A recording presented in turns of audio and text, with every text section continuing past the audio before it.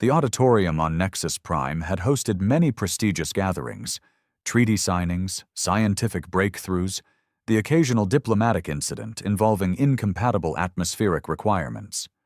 Today, however, it buzzed with the particular energy of academics who had found something deliciously awful to dissect.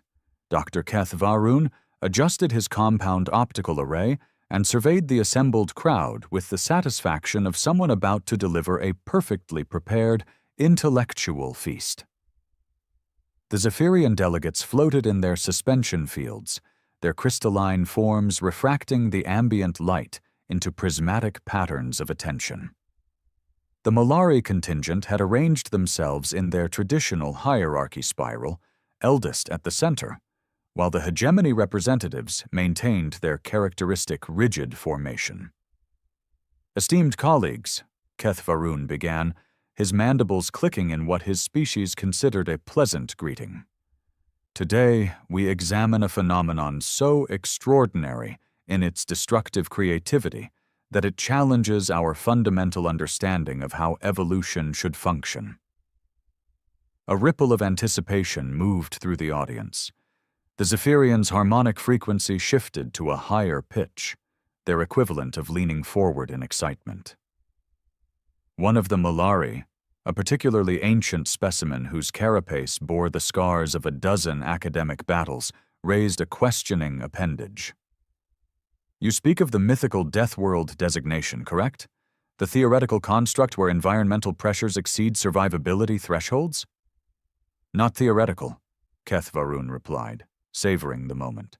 "Quite real, and quite occupied." The auditorium fell silent. Even the hegemony representatives, notorious for their stoic demeanor, exchanged glances through their neural link interfaces. "I present to you," he continued, activating the holographic display, Sol 3, also known by its inhabitants as Earth. The planet materialized in the center of the auditorium, a blue-green sphere that looked deceptively peaceful until the data overlays began populating. Temperature variations, seismic activity indices, atmospheric composition instabilities. The numbers alone were enough to make several Mollari delegates involuntarily retract into their shells. "Let us begin with the obvious," Keth Varun announced. "This world experiences regular atmospheric upheavals of such magnitude that they have been given names, not categories, names, as if they were individual entities worthy of personal recognition." "Surely you exaggerate," interrupted Delegate Voss, the senior hegemony representative. Her voice carried the mechanical precision that came from decades of cybernetic integration. No biosphere could sustain repeated catastrophic events of that magnitude. "Hurricane Katrina," Keth Varun replied simply. "Typhoon Haiyan, Cyclone Tracy. The inhabitants have historical records of these specific events. They commemorate them. Some even celebrate surviving." "Them!"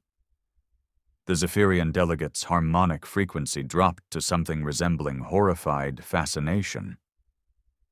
"They memorialize their disasters?"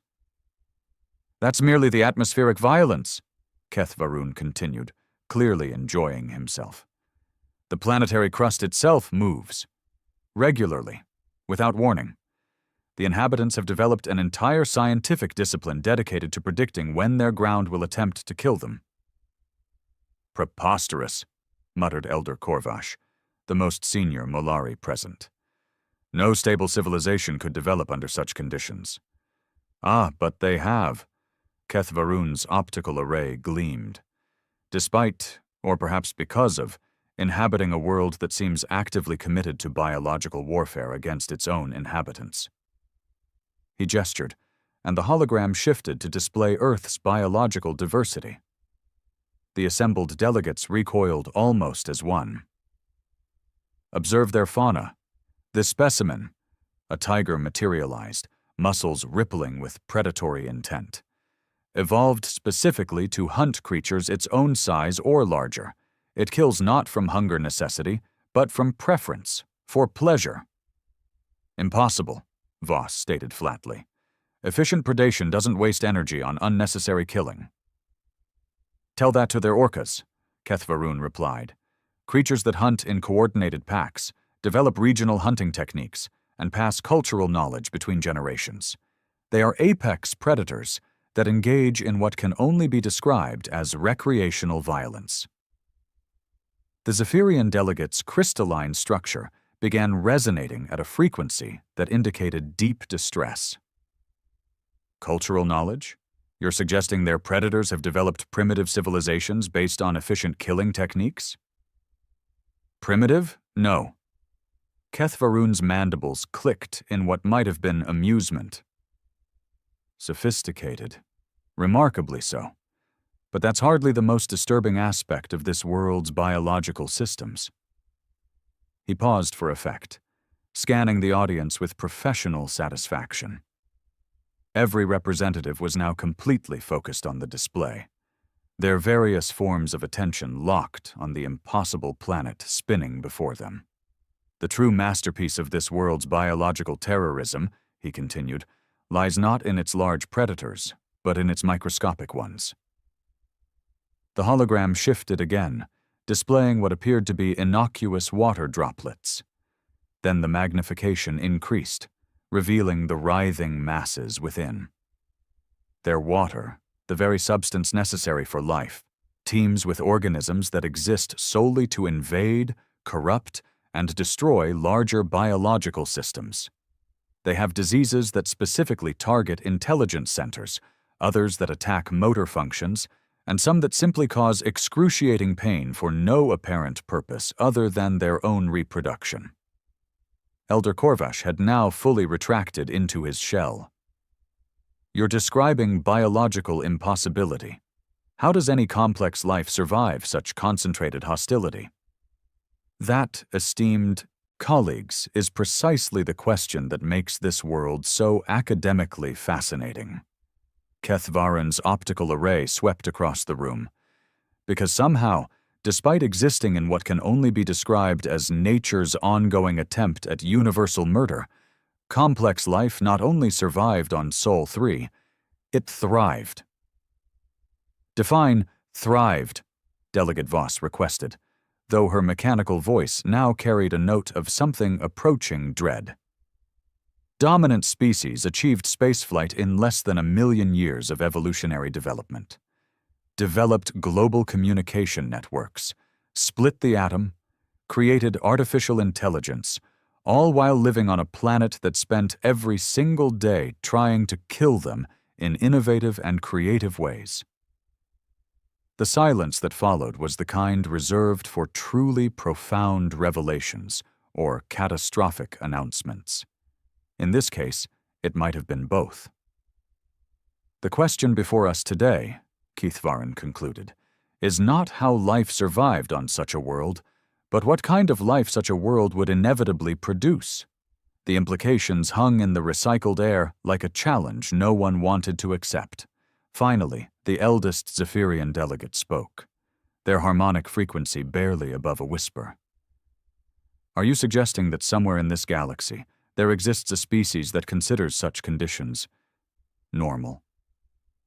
Not just normal, Kethvarun replied, his mandibles clicking with what his species would recognize as deeply unsettling amusement.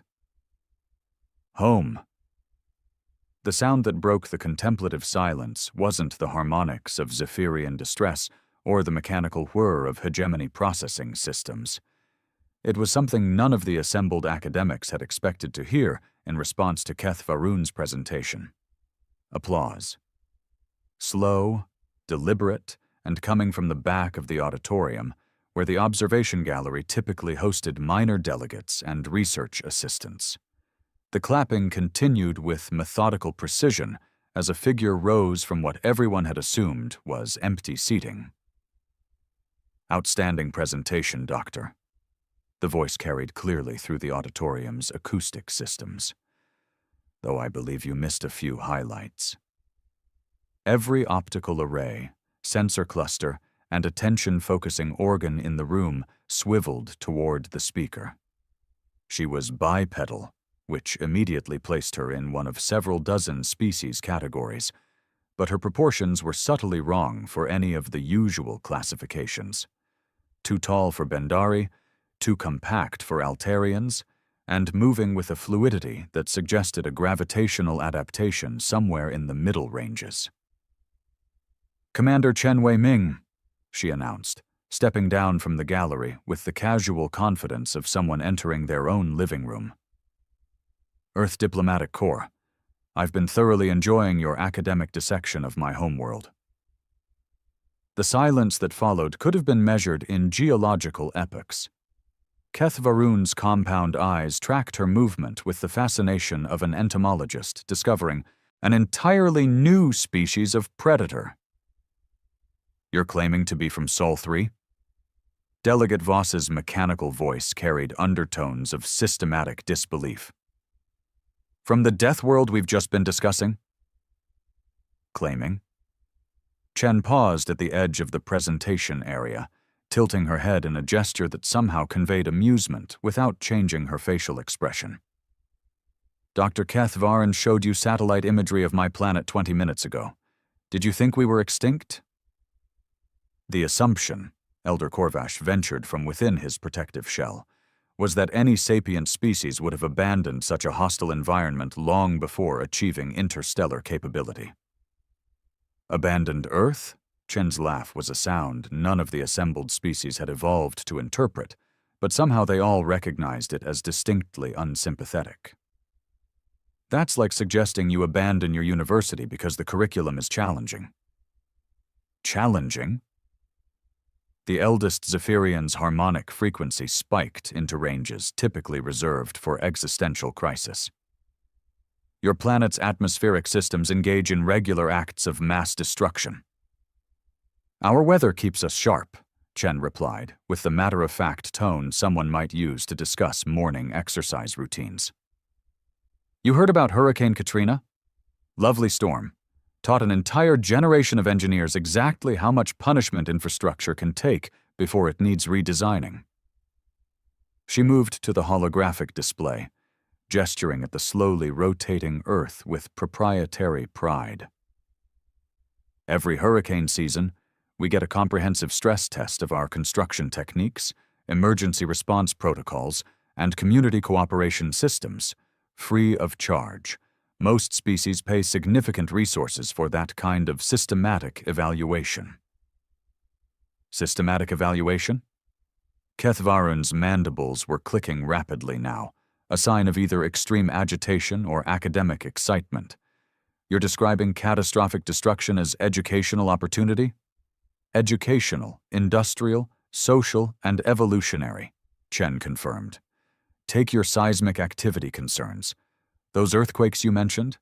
They've given us the most advanced geological monitoring systems in known space, construction techniques that can handle kinetic forces that would crumble most galactic architecture, and social structures specifically designed for rapid crisis response and recovery." She gestured, and somehow the holographic controls responded to her movements, as if she'd programmed them herself. "Your presentation focused on immediate survival challenges, but you missed the interesting part. Watch this." The hologram shifted to display human cities, and several delegates made involuntary sounds of surprise. The settlements weren't the crude bunkers or underground warrens they'd expected from a species constantly under environmental assault. Instead, sprawling metropolises integrated seamlessly with the hostile landscape, architecture that seemed to dance with natural forces rather than simply resist them. "We don't fight our planet," Chen explained. "We collaborate with it." "Collaborate?" Delegate Voss's mechanical precision faltered slightly. "With seismic instability?" "With dynamic systems," Chen corrected. "Your species develops on stable worlds with predictable patterns, useful for establishing consistent civilizations, but it leaves you unprepared for change. We've been adapting to constant variables since before we discovered fire." She moved through the holographic display with casual familiarity, highlighting different aspects of human civilization as she spoke. "Those predators that hunt for sport? They taught us strategy, cooperation, and the importance of preparation. Every human child learns to think 3 moves ahead because our ancestors who couldn't became someone else's dinner. The Mollari delegate who had emerged partway from his shell retreated again. You're describing warfare as childhood education. Chess, actually, Chen replied. Though the principles transfer, those diseases you found so horrifying, they gave us the most sophisticated medical systems in the galaxy and immune systems that adapt in real time to new threats. Immune systems don't adapt in real time, Keth Varin stated with the confidence of someone who had spent decades studying biological systems. Adaptation requires generational genetic change. For most species, yes, Chen agreed pleasantly. We're not most species. The implications of that statement settled over the auditorium, like atmospheric pressure before a storm. Chen seemed completely unbothered by the growing tension her presence was creating. Dr. Keth Varin presented Earth as a cautionary tale about environmental hostility exceeding survivability thresholds, she continued. But he approached the question backwards. The interesting inquiry isn't how we survived Earth. It's what Earth created by requiring us to survive it. And what did it create? The question came from the eldest Zephyrian delegate, their harmonic frequency now carrying notes of something approaching dread. Chen's smile was the kind that made every predator instinct in the room simultaneously activate and retreat. Problem solvers, she said simply, the kind that don't give up. The auditorium's environmental systems hummed quietly in the silence that followed, recycling air that suddenly felt considerably less comfortable than it had moments before. I believe, Chen added conversationally, you were about to discuss the theoretical implications of a species adapted to such conditions. Nobody seemed eager to continue that particular line of inquiry. The challenge came from an unexpected source. Delegate Zareth, a mid-tier Zephyrian who had remained silent throughout the presentation, suddenly pulsed with an aggressive harmonic frequency that made several nearby species flinch. Impressive rhetoric, Zareth resonated, their crystalline form shifting to a distinctly confrontational configuration. But words are simply organized air vibrations. If your species truly represents this adaptive superiority you claim, surely you can demonstrate rather than merely assert. Chen turned toward the Zephyrian with the unhurried attention of someone who had been hoping for exactly this opportunity. What did you have in mind? Environmental adaptation, Zareth replied, their harmonic output now carrying undertones that suggested they had been building toward this moment throughout Chen's entire presentation. If humans genuinely collaborate with hostile conditions rather than merely endure them, prove it, adapt to our requirements. The auditorium's atmospheric systems immediately began shifting as Zareth transmitted specific environmental parameters. Temperature dropped 17 degrees within seconds. Humidity spiked to levels that would be uncomfortable for most oxygen-breathing species, and the lighting spectrum shifted towards the blue-white frequencies that Zephyrians found optimal. Chen stood motionless in the center of the auditorium as the environmental changes cascaded around her. Her breathing pattern adjusted almost imperceptibly, becoming deeper and more rhythmic. Instead of the shivering or discomfort that other species would have displayed, she seemed to settle more comfortably into her stance. Zephyrian optimal, she noted conversationally. High humidity, low temperature, enhanced spectrum lighting, comfortable choice. Delegate Voss's mechanical systems whirred as she processed this information.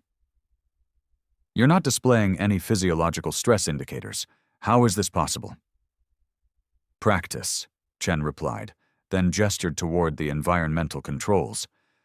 But Zephyrian preferences are relatively mild. Try something more challenging. The auditorium's systems shifted again, this time accommodating hegemony requirements. Atmospheric pressure increased to levels that would crush most biological entities, temperature spiked upward, and the air composition altered to include trace gases that served as neurological enhancers for cybernetically augmented species. Chen's posture adapted smoothly to the increased pressure, her movements becoming more economical but no less fluid. When she spoke, her voice carried perfectly, despite the atmospheric density that should have made communication difficult. "Hegemony Standard Environmental Protocols," she observed, "designed for beings with significant mechanical augmentation. The pressure differential is actually helpful for cardiovascular efficiency once you adjust your breathing rhythm." Elder Korvash emerged fully from his shell for the first time during the entire symposium. "This is biologically impossible. No unaugmented organic system should maintain function across such environmental variations." "Unaugmented?" Chen laughed, and the sound somehow remained pleasant despite the atmospheric conditions that should have distorted it. "Elder Korvash, we've been augmenting ourselves for millennia. We just don't use external hardware." She moved to the holographic controls, and the display shifted to show detailed scans of human physiology. The assembled delegates leaned forward, or performed their species equivalent, as the data populated. Respiratory system with variable efficiency capacity, cardiovascular network designed for pressure adaptation, neurological architecture optimized for rapid environmental assessment and response modification, muscular structure engineered for performance across multiple gravitational and atmospheric ranges. "Those modifications would require millions of years of directed evolution," Keth Varun protested, his compound eyes tracking the impossible data streams. "Or several 100,000 years of comprehensive environmental pressure," Chen corrected, "applied consistently, without interruption, across all possible variables."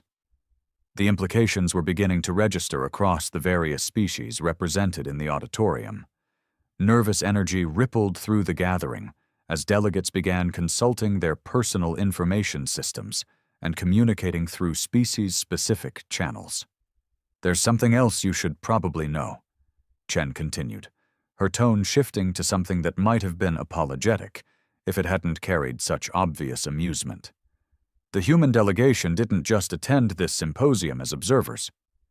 She gestured, and the auditorium's information systems began displaying technical readouts that had nothing to do with the original presentation. "The atmospheric recycling efficiency in Sector 7 has been running at suboptimal levels for the past 3 days. We adjusted the filtration matrices during the first morning session. The gravitational stabilizers in the residential quarters were experiencing harmonic resonance issues, fixed during the lunch break. The quantum processing cores in the station's navigation systems were developing cascade errors that would have caused systematic failure within 48 hours. Corrected yesterday evening." Delegate Voss's mechanical systems were now cycling through processing routines at maximum speed. "You're claiming to have modified Nexus Prime's operational systems without authorization or oversight?" "Modified? No." Chen's expression suggested she found the word choice personally offensive. "Optimized. We don't modify things. We help them work better." "This is impossible," Elder Korvash stated flatly. "Those systems represent technologies from 17 different species, integrated through protocols that took decades to establish. No single delegation could comprehend the complexity, much less implement improvements." "Single delegation, no," Chen agreed, "but we brought 12 people." She gestured again, and the display showed the locations of other humans throughout Nexus Prime. They weren't clustered together like typical diplomatic delegations. Instead, they were distributed across the station in patterns that corresponded exactly to critical system locations. "Lieutenant Rodriguez has been consulting with your engineering staff about power distribution optimization. Dr. Okafor has been sharing some ideas with your medical team regarding cross-species treatment protocols. Chief Petty Officer Singh noticed some interesting inefficiencies in your waste recycling systems and offered a few suggestions." The silence that followed was different from the previous pauses in conversation. This wasn't academic contemplation or diplomatic uncertainty. This was the silence of beings who had just realized they were looking at something far larger than they had initially comprehended. "You infiltrated our station." Zareth's harmonic frequency had dropped to barely audible levels. "We helped your station," Chen corrected gently. "It's what we do. Everywhere we go, everything works a little better afterward. Not because we're trying to take over or control anything, because we can't help ourselves." She moved through the holographic display, highlighting the improvements that had been implemented across Nexus Prime's systems during the 3 days of the symposium. "Earth taught us that survival isn't about being stronger than your environment," she explained. "It's about making your environment more survivable, for everyone." The assembled delegates exchanged glances, communications, and what could only be described as increasingly worried consultations. "The question you should be asking," Chen added conversationally, "isn't what kind of species Earth created." She paused, allowing the environmental systems to cycle back to standard atmospheric conditions as the various delegates settled into what appeared to be defensive postures. "The question is what we do next." The answer came from an entirely unexpected direction. Not from Chen, who had been driving the conversation with such methodical precision, but from the auditorium's communication systems. A soft chime indicated an incoming priority transmission, followed by a voice that carried the distinctive harmonic patterns of ancient Zephyrian nobility. "Commander Chen," the voice resonated through the chamber's speakers. "This is Archon Velthera of the Crystalline Houses. We've been monitoring your demonstration with considerable interest." Every Zephyrian delegate in the auditorium immediately assumed the rigid postures of beings who had just been contacted by someone several social strata above their current station. Chen, meanwhile, responded with the casual familiarity of someone taking a call from an old friend. "Archon Velthara, excellent timing. I was just explaining to our academic colleagues how humans tend to integrate into existing systems." "Indeed, which brings us to a relevant announcement." The Archon's harmonic frequency shifted to what experienced Zephyrian diplomats would recognize as formal proclamation mode. "The Crystalline Houses wish to publicly acknowledge our employment arrangement with your species." The ripple of confusion that moved through the assembled delegates was almost visible. Keth Varun's compound eyes swiveled frantically between the communication console and Chen, who appeared entirely unsurprised by this development. "Employment arrangement?" Delegate Voss's mechanical systems were processing at speeds that generated audible whirring sounds. "The Crystalline Houses have maintained complete isolation for over 3 centuries. They've refused all diplomatic contact with galactic civilization." "Not isolation," Archon Velthara corrected, with what might have been amusement. "Privacy. There's a significant difference when you're restructuring your entire technological paradigm." Chen gestured toward the holographic display, which now showed star charts highlighting Zephyrian space. Instead of the empty systems that galactic maps typically indicated, the display revealed thriving industrial complexes and technological installations that dwarfed anything in known space. "The Crystalline Houses didn't withdraw from galactic civilization," Chen explained. "They upgraded it, with human consultation." "This is impossible," Elder Corvash protested, though his voice carried less conviction than his previous statements. The technological advancement required to achieve such development would take millennia. "For most species, yes," Archon Velthara agreed. "But most species don't have access to beings who view every problem as a collaboration opportunity rather than an obstacle to overcome." The communication system chimed again, this time with the mechanical precision of hegemony official channels. "Commander Chen, this is Overmind Epsilon 7 of the Hegemony Collective. We also feel this is an appropriate moment to clarify our relationship with your people." Chen nodded toward the speakers, as if she could see whoever was speaking. "Overmind Epsilon 7, thank you for joining the conversation. The hegemony wishes to correct certain misconceptions about our recent territorial expansion," the Overmind announced. "What Galactic Intelligence Services have interpreted as aggressive colonization has actually been collaborative development projects with human partners." The holographic display shifted again, showing hegemony space not as a collection of militaristic installations, but as integrated systems where biological and mechanical technologies worked in seamless cooperation. "Your people don't just adapt to existing systems," Overmind Epsilon 7 continued. "They help existing systems adapt to themselves. The efficiency improvements have been remarkable." Keth Varun's mandibles were clicking in rapid patterns that indicated either extreme agitation or complete intellectual collapse. "You're suggesting that multiple galactic civilizations have been secretly employing humans for technological development?" "Not secretly," Chen replied. "Privately. There's a difference." The communication systems activated again, this time with the complex harmonic signatures that indicated multiple simultaneous contacts. Species after species began acknowledging their consulting arrangements with human advisors. The Altarian Trade Confederacy credited human logistics specialists for their recent economic expansion.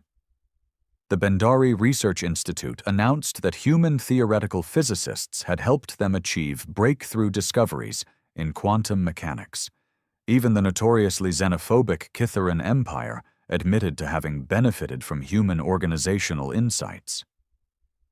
"This is absurd," Delegate Voss stated, though her mechanical voice now carried overtones of something approaching panic. "You're claiming that humans have integrated into virtually every major galactic civilization?" "Claiming?" Chen's smile had evolved into something that could only be described as deeply satisfied. "Delegate Voss, what do you think we've been doing for the past 2 centuries since we achieved interstellar capability?" The implications settled over the assembled academics like a gravitational wave. Slow, inevitable, and fundamentally altering everything they thought they understood about the structure of galactic civilization. "Earth didn't produce a species adapted to survival," Chen continued, moving through the holographic display with proprietary confidence. "Earth produced a species adapted to making survival easier for everyone." She gestured, and the display showed the true scope of human integration across the galaxy. Not conquest or domination, but collaboration and optimization. Everywhere humans had gone, systems worked better, conflicts resolved more efficiently, and civilizations discovered capabilities they hadn't known they possessed. "The academic question you've been discussing today," Chen said, addressing the auditorium full of beings who had come to study a cautionary tale, "was indeed about the theoretical implications of a species adapted to extreme environmental pressures." She paused, letting her gaze sweep across delegates who were beginning to realize they hadn't been attending an academic conference at all. "The answer is that such a species doesn't compete with existing civilizations. It doesn't conquer them, or replace them, or destroy them." Chen's smile now carried the same inexorable quality as a planetary orbit. "It makes them better at being themselves." The silence that followed was the kind typically reserved for moments when entire worldviews rearrange themselves around new information. Finally, Elder Korvash spoke, his voice barely audible. "What exactly have we been participating in today?" "A job interview," Chen replied pleasantly, "for anyone interested in finding out what their civilization could become with the right consulting partnership." And in the recycled air of Nexus Prime's auditorium, filled with beings who had come to study a cosmic joke, the sound of several dozen species simultaneously. Reconsidering their assumptions was surprisingly similar to opportunity knocking. After all, Earth's children had always been excellent at making the most of unexpected situations.